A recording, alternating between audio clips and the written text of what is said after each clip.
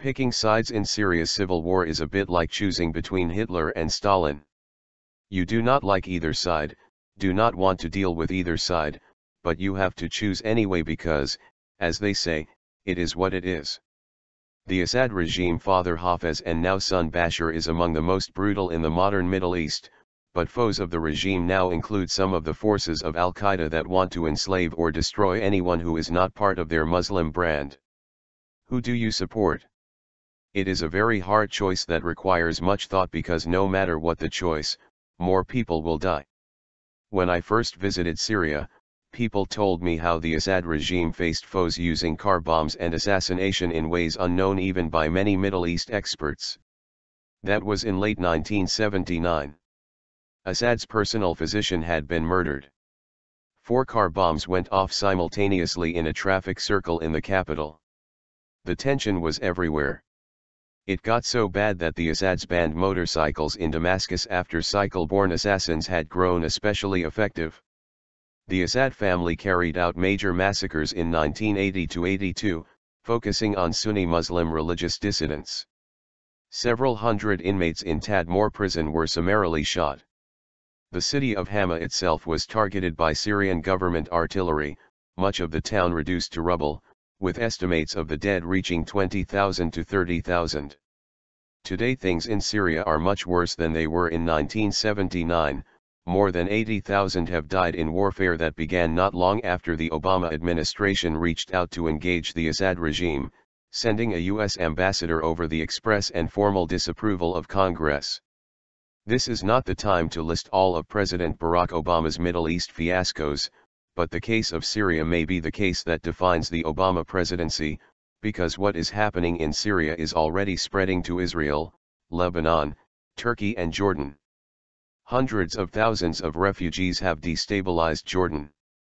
Syria has already fired on Israeli positions, and Israel has already destroyed Syrian arms shipments to Hezbollah in Lebanon. Meanwhile, chemical weapons have been used, and the Russians are sending more advanced missiles to the Assad regime.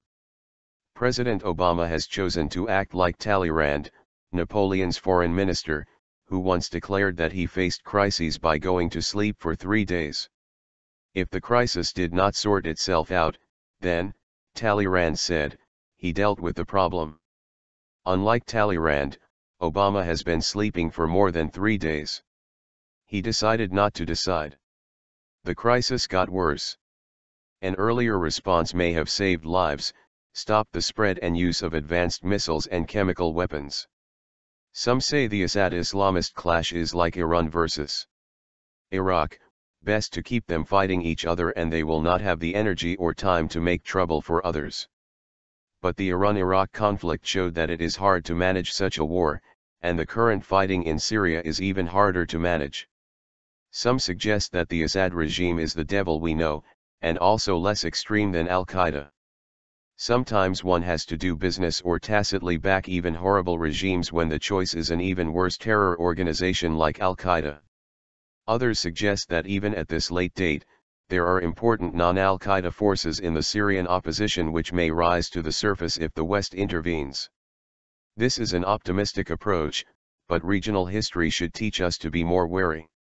At the risk of being ridiculed by the hard-headed strategists, with whom I usually agree, I would like to suggest that there is a certain moral principle which is also important: we need to stop, expel, even execute, the worst murderer first. This is an especially important principle for Jews and for Israel. Making all kinds of sterile balance of power and dual containment calculations is repugnant for those who recall how the world dithered while Jews were slaughtered. Whatever the sins of Syrian dissidents, they do not match the half-century of blood spilled by the Assads. A second moral strategic reason: Assad's Alawites comprise a tiny part of Syria. The Alawites and other small groups deserve their rights, but the Sunni plurality has been waiting too long, and the Sunnis will eventually win. A third reason is purely strategic: 2 of the worst terror forces in the world are backing Assad, Iran and Hezbollah. Bringing down Assad reduces Iran and Hezbollah. Winston Churchill chose between Hitler and Stalin. For Churchill, both were devils he knew and hated. but Hitler was more immediate, more deadly. So it is with Assad. After he is gone, we can help and try to mold a new Syrian regime. If his successors turn out bad, then we will face and defeat them as the West eventually defeated communism.